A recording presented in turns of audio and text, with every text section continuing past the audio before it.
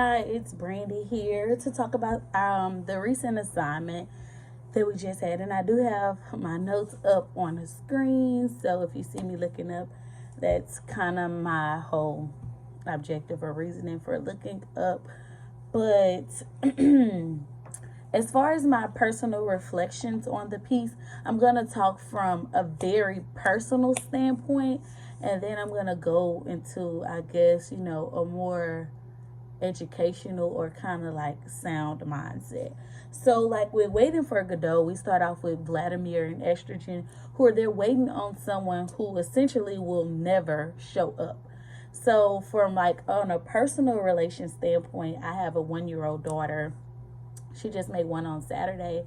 And I hate to say it, but we see it a lot in the African American community, especially with young mothers, just to, having an absent father, whether it's because I guess the kind of negative connotation of him being African American, or maybe because he's young and just inexperienced, or has, I guess you can say, a kind of lack of responsibility. But I invited him to my daughter's party, our daughter's party, his daughter's party, and he never showed up. I waited for him to kind of send money sometimes, or do things for her, and it never happens. So for me, I feel like it was just kind of a slap in the face, I guess you could say, waiting, just waiting on someone who will never show. But I guess it's kind of like the saying, sometimes in life you have to let people do what they want to do so you see what they would rather do. So that was kind of my whole idea or perspective on that whole thing. Or even sometimes in life, you're waiting on a person to show up or a person to change. And when I say show up or change, I don't mean like the physical aspect, but just say if I had a problem with procrastination, and you as a professor, you might be waiting and I tell you, oh, just give me an extension this time and I'm gonna do better.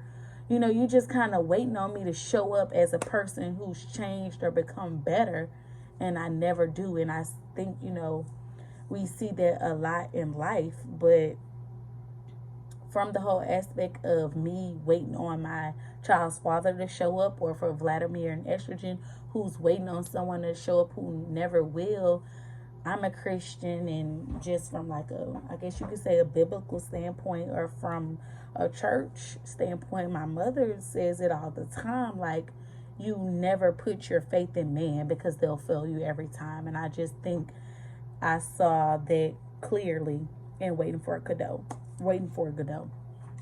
So similarly, in Passover, we have Moses and Kitch, who are, I think the best way to put it is, they're essentially obsessed over getting to this promised land that they will never ever reach. And although I feel that the author, like, she has a powerful message as far as like anti-black racism, the whole American dream. You see aspects of white supremacy and police brutality, but I can't help of just think about movies where there's a black father and he never freaking comes. And I guess you could say, like, as far as the whole American dream aspect that we see, I feel that this piece was a clear representation of there's nothing free about freedom. And it's sad because the root of the word freedom is free, but there's nothing free about freedom. Whether, I feel that our ancestors have paved the way from blood, sweat, and tears, sometimes their lives, for us to not, have to deal with slavery, or I guess I'll just leave it at that. There's nothing free about freedom. People have paid the ultimate price, being, their lives and blood, sweat, and tears, as I once said, for us to be free. So it was bought for us at a cost, but still, they're killing us. They're oppressing us. Sometimes we don't even get jobs because of the color of our skin, or from a resume, because my name is Bonquisha, I might have a freaking 4.3 GPA out of the 4.0 scale, but I'm stereotyped against for my skin color or my name. So we're constantly being oppressed. So here we are again, trying to get to this promised land that we'll never reach. So, I mean, it's just, it may happen in life now. Here I am in school doing all the right things, but I may not get a job because of my skin color.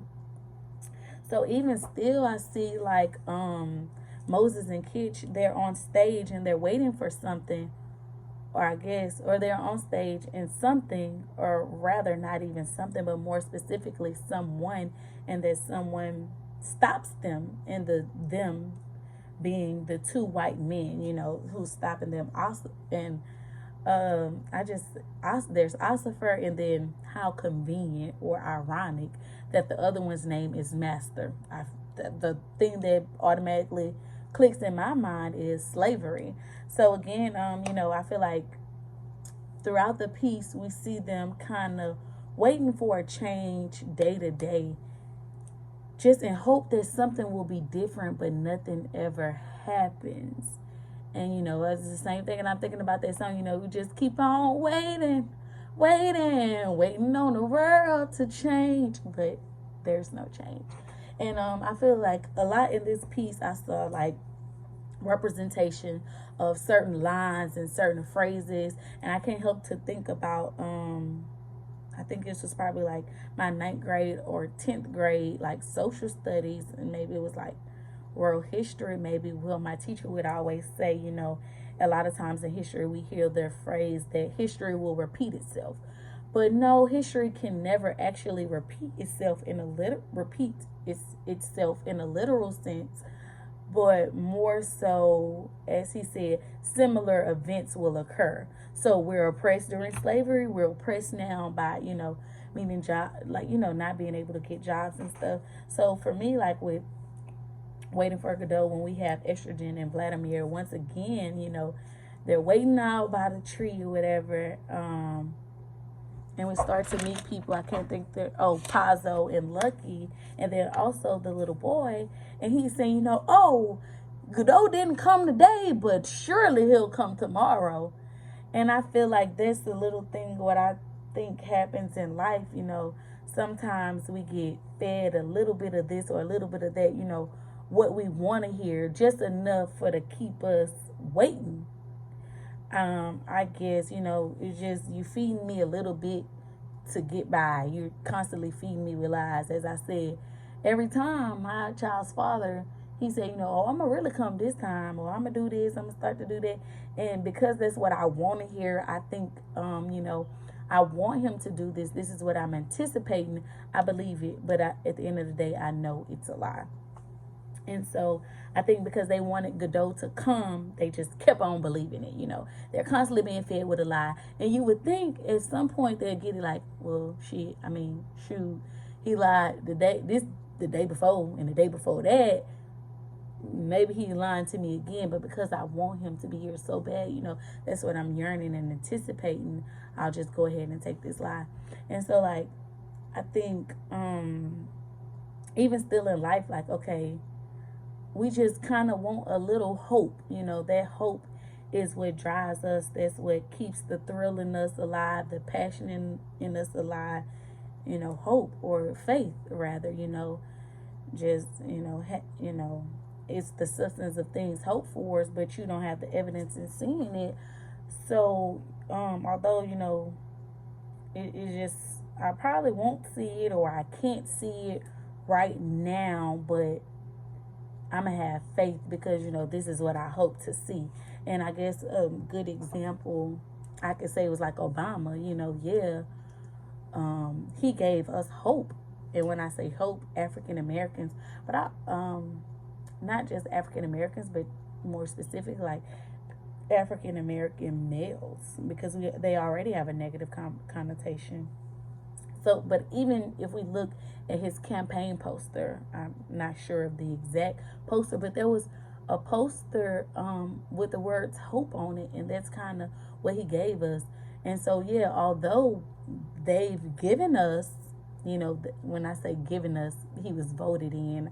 I won't say, it's just necessarily given us, but we've had an African American president and an African American first lady, and not for one term, but two. We probably won't see it again. And I hate to be a Debbie Downer or negative because I'm a very optimistic individual. But for me, both of these pieces I feel was just a reminder of my real life, or, my reality, but just in a form of art. So that's my whole take on everything.